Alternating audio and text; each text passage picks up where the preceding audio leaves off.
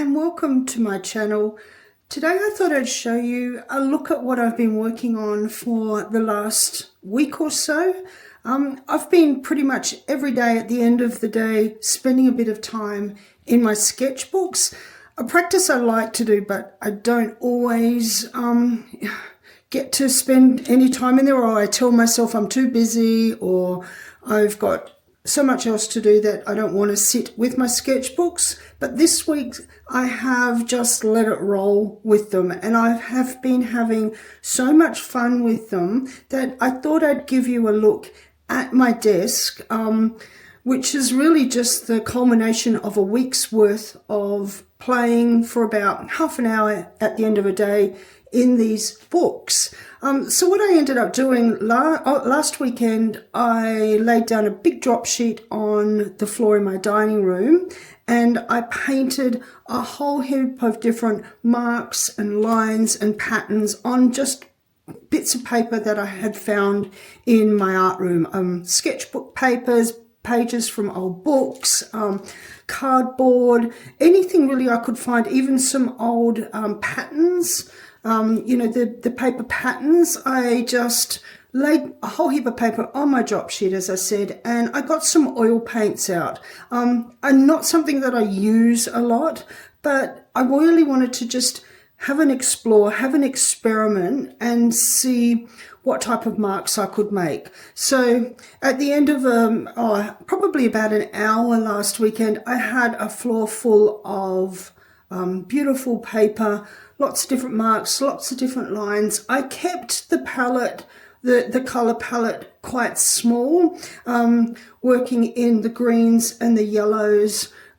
Just they're not normally the colors I use, but I'm really trying to use these sketchbooks, or what I call art books, as a way to explore materials, colors, marks that I don't normally do. So these are the books that I'm trying to be a little bit braver, a little bit bolder in, really working on the idea of I guess expanding what I already know and getting myself out of my comfort zone, which is one of the hardest things for me to do.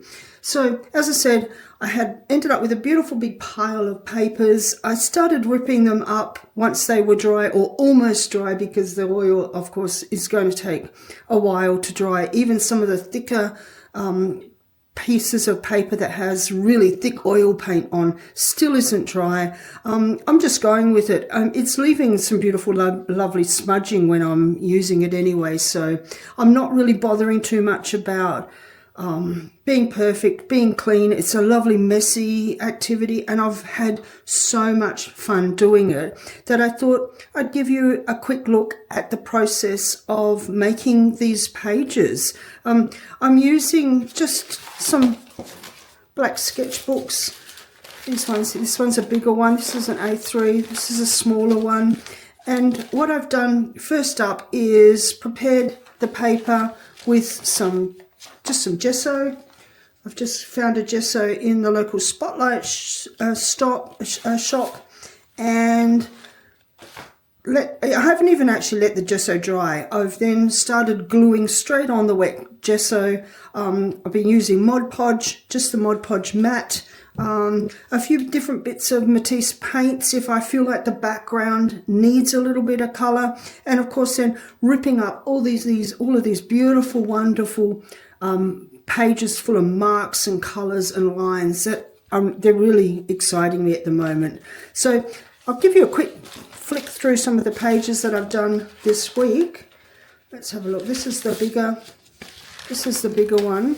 So as I said, I'm just exploring gesture, mark, lines, exploring the colors that I don't normally use, and seeing really what happens when I lay a brown piece of paper down on the gessoed piece of white paper, throw some acrylic paint on it, and then stick some collage pieces on it. What can I create? And as you can see, the variety is really, it's really quite exciting. I'm really enjoying it. So this was the smaller book.